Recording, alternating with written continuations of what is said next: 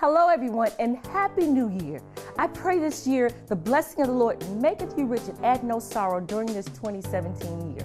Now, this show is about a legacy that started many, many moons ago. This legacy started with a man by the name of Austin Sumbry Jr. I knew him as granddaddy. And when Austin Sumbry Jr. could no longer fulfill his duties and obligations as director of this program, his son, Arthur L. Sumbry, continued his legacy. Now, in this show, we've spoken to some of the people who have continued that legacy. You're going to see some of the people we spoke to, as well snippets of the program, of the Emancipation Proclamation program. So, enjoy the show. And you're watching the Sabrina Sumbry Show. Hi, everyone, and Happy New Year. I pray that this year brings you peace and joy and all that is good. I pray that the blessing of the Lord maketh you rich and add no sorrow. Now, today's show is about, we're at Nichols Chapel Church. We're on location, and we're here to support the 154th Emancipation Day program. I have here with me Brother Stephen Robinson to tell us some more about today's program. Brother Robinson, thank you for being here on the Sabrina Sumbry Show. Yes. And can you tell us some things about yourself and about today's program? Yeah. Well, first of all, Sabrina, I'd like to thank you for coming out and joining us and getting the word out about our program here. This is the 154th annual sponsored by the Russell County NAACP. This program started, Emancipation. Now, this program started before the NAACP You sure you weren't here 154 years? Yeah. Okay. I wish I was. Okay. Still, yeah. But this program was a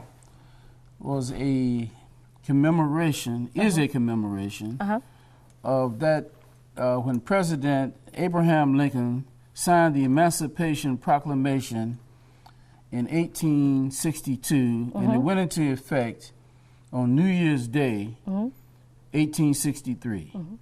And it guaranteed freedom for all of the African American slaves who were living in the southern states, who were in rebellion against the United States, the Union. So how did you become a part of this organization in Phoenix City, Alabama? Well, I've been here in Phoenix City for about 13 years. I'm from Detroit, Michigan. Okay. And I came down here to work for a homeless ministry and worked in that program for some years.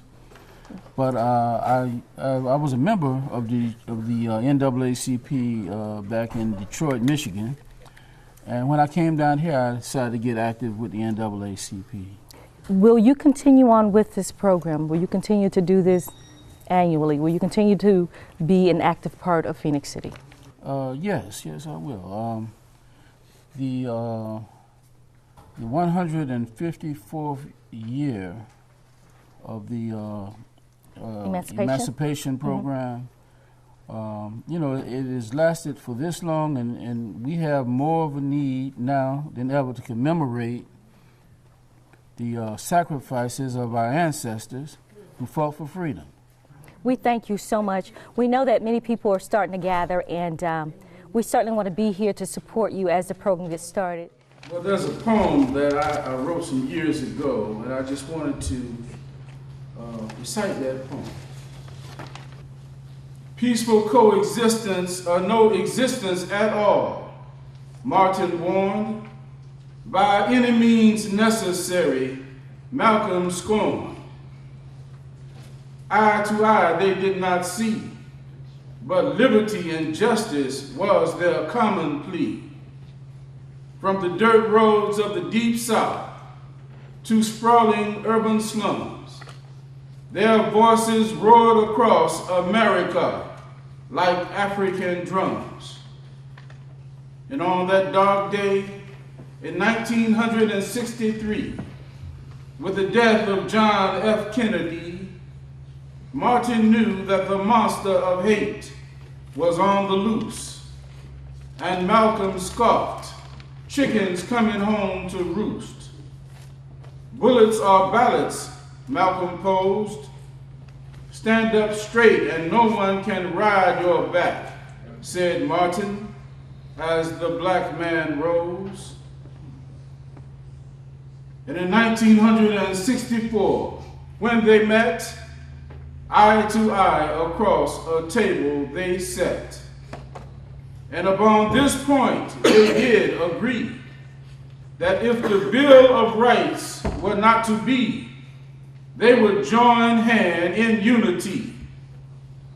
Two gallant warriors daring to challenge the monster of hate, placing their lives in the hand of fate. Eye to eye, they did not see, but liberty and justice was their common plea, and the dream lives on. Thank you, ladies and gentlemen. Robinson, thank you. And as I was speaking to Brother Robinson earlier, no relations, is he? Yes, my brother. Amazing. My older brother, yes. Genius runs through the family. I was asking him about this program and if it will continue to go on. And will you be here for the people in Phoenix City? Well, hey, we are absolutely here for the people of Phoenix City, and I want to just pause first of all and say to you, thank you for continuing the legacy of your father and your grandfather and even the forefathers before them. Thank you, sir. You know, and making sure that the message, you know, goes out, you know, for the betterment of the community, you know, and it is my desire that you will make sure that we are accountable, you know, while we are trying to better the city and grow the city. Yes, sir. You know, a lot of kids don't understand the struggle in which some of our forefathers have suffered so that they can enjoy the things they have. Do you think that, what can we do? Let me just ask you, what can we do to get them to participate a little bit more than what they have been doing? Well, let me tell you something about our older people. Our older people need a relationship with their grandchildren. Their grandchildren are millenniums. We got to understand how they talk, how they walk, how they dress, you know, what they eat, and all of those things right there. Once you begin to understand them, because they are the up-and-coming future, and they are many of the people that are in the supervisory positions in our community right now. Dr. Clay, is Dr. Clay available? Dr. Clay, she is here. Dr. Clay is just one of those phenomenal people in all of Russell County. Amen, had done so much work around here and been halfway around the world to do things.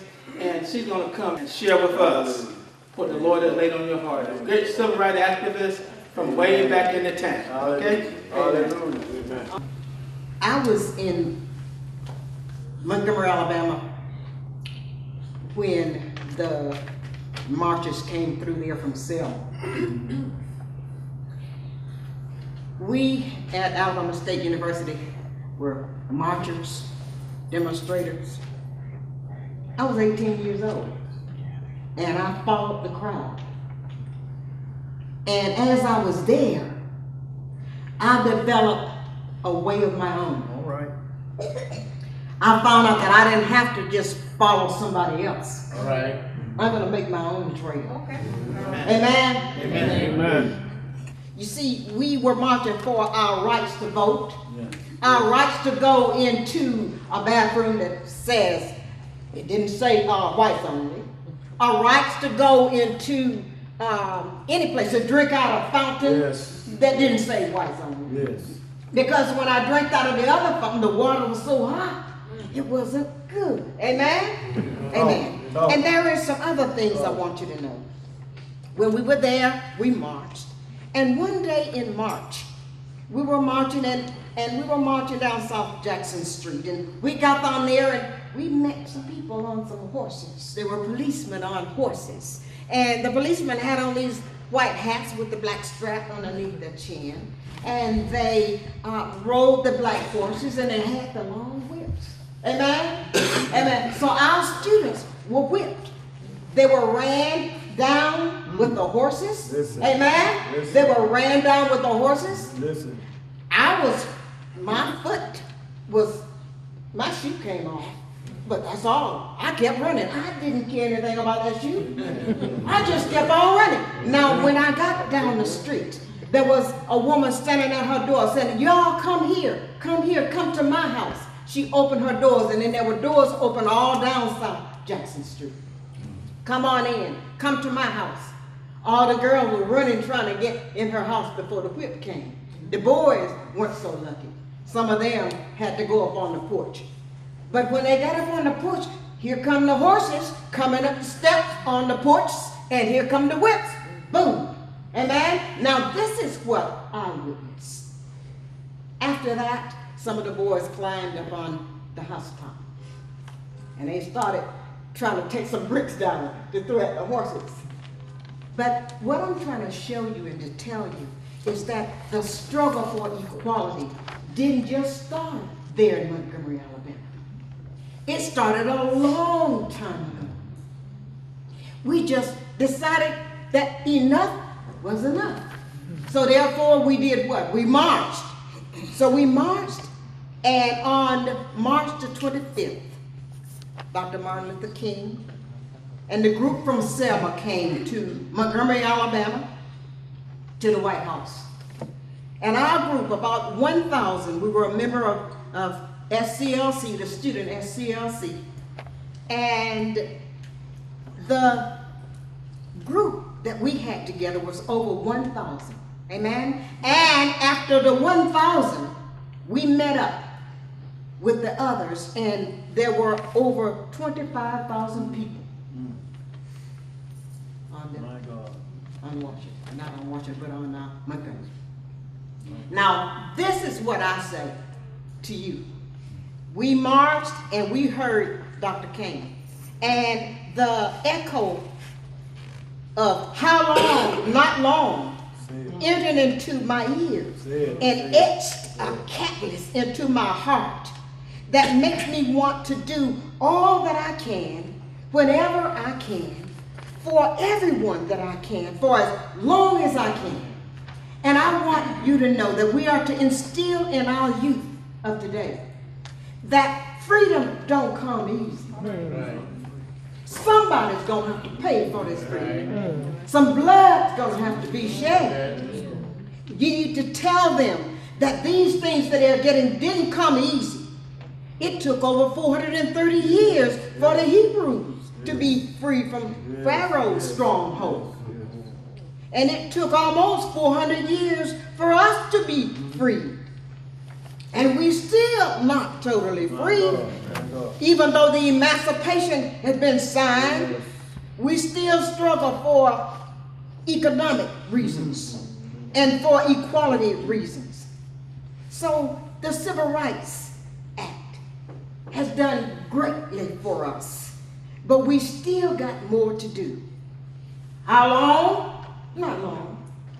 You see, if you're gonna say how long, not long, he says, my God is still marching on. How long? Not long. I found a photo of myself. I couldn't believe it. After she told me that she wanted, Friday night, she told me she wanted me to say a few words. So I looked up some things on the internet of March of 1965, and I found, couldn't believe it, a picture of me in the march. 51 years ago. Amen. I wouldn't have found it if you had not done this. And here I am with the caption. And these students from SCLC, and I got about 40 copies, and SCLC students and many other organizations joined in, and they were there gathered, had just marched, but they were taking a break. Amen? And I say, I am so proud of this. When I saw it, I said, that looks like me. And I kept looking, and I thought I'd go and take it to Howard Mitchell. And Howard looked at it and said, why are you showing me that? That's you. Anybody knows you. I just want to confirm it. I just wanted to confirm it. So I did bring this, and not only this, but in closing, I'll say to you, don't forget the blood that was shed, not only on Calvary, but shed on the earthly bounds of America. Don't forget. don't you forget. How long? Not long. May God bless you. Let the people know, especially our young people, know that we had to struggle to get where we are. We had to pray to get where we are. And the Emancipation Proclamation, though it was signed many years ago, freedom isn't really freedom until we get involved in all the American way of life. The promise of the American dream seems like an illusion to many African Americans. But how do you gain a healthy self-esteem? And how do you believe that the promise of America is for you when you're not allowed the basic dignity of development as a human being? You see, I know that it's tough, and as old folks would say, our souls look back and we wonder how we made it over. You see, given our black folks, we shouldn't be here. Given our position, we shouldn't have made it. Given our history and the power of the enemy, we weren't supposed to have spirit. But through it all, we've been too legit to quit. Through all of our troubles we colored folks have been through, we survived. We survived being brought here on slave ships, shackled and chained, abandoned from our families. We survived the lashings on our backs because of the hatred of men. We survived working in the heat and the hottest of days. We survived. We survived through it all. We learned how to learn and how to depend on Jesus. Through it all, we kept on holding to God's unchanging hand. Through it all, we found the answer because we learned how to pray. We all remember the time. You know, some of y'all call them Big Mama, some of y'all call them Nana, whatever y'all call them, Big Mama. When she was feeling a little low, she would break out in a song. She would break out into that song till she would cry. She would shout and give God the glory for working out her situation. God have given us mothers and grandmothers to pass on an eternal and spiritual legacy to their children. I thank God that I was raised during a time when there was still some colored folks. When we were colored, we used to sing songs, baby sister. You know, Dr. J. Flake used to sing, "God me, old thou, great Jehovah. Pilgrims through this barren land. I am weak, but thou art mighty. Hold me with that powerful hand." From time to time, my good friend Mel Long, we'll be in the barber shop. He'll say, "I'm satisfied with Jesus." He said, "You can't make me doubt him, because what? I know too much about him." I used to, the little boy, hear my grandmama, she was saying, "I'm going to run on to see what the end's going to be, because what? There's something that's waiting at the end for me." Them old deacons, Deacon Fry, doing devotion, they would start out with a chant. "There's a man on the river giving sight to the blind. Lord, come by here. Lord, if it hadn't been for Jesus, I'd be what? I'd be dead and gone." Those are songs that got us to where we are today. But all now we've gotten too cute. We've gotten too sophisticated. We've neglected the basics. We've forgotten the bridge that brought us safely across. We've forgotten what it really means to be colored. But I tell you what, we better wake up and get educated real quick. Tony Taylor, you were the guest spokesperson for today's event. Why is this program significant to everyone, not just to African Americans, but to everyone? Well, it symbolizes freedom. You know, Emancipation Proclamation program it was the day that Lincoln supposedly have freed the slave. Not only the slaves, but everybody, you know, because we all American and we all should be one. Our mayor talks about one Phoenix City, so this really is not just for African Americans, but this really should be a day for all Americans because we all are one. And so that's significant in this program because it actually symbolizes one. As our mayor says, one Phoenix City, so I think this is fitting for it to be just one. How do we not forget the shoulders we stand upon and enjoy the freedom that we have today? What must we do to remember? It's up to the older generations. Things that needs to be passed down. Grandmama needs to pass it down to daughter. Daughter needs to pass it down to her daughter. It needs to be passed down to the third and fourth generation. When you don't know your history, it tends to repeat itself. So it's very important for us to pass down the history lessons of what went on when this country was founded and what went on back during the days when when this was not such a good country for African Americans. I'd like to say good job. I enjoyed the message you have, and may we continue the legacy. Thank you. Thank you. We definitely got to do that. Okay, you guys, that's all we have for today, but I'd like to thank you, and I'd like to thank Brother Robinson, and I'd like to thank Brother Taylor, and I'd like to thank the innovator and the creator of this great show. So as I say always, I pray you have sweet, sweet dreams, a big life, and peace of mind. Until next time.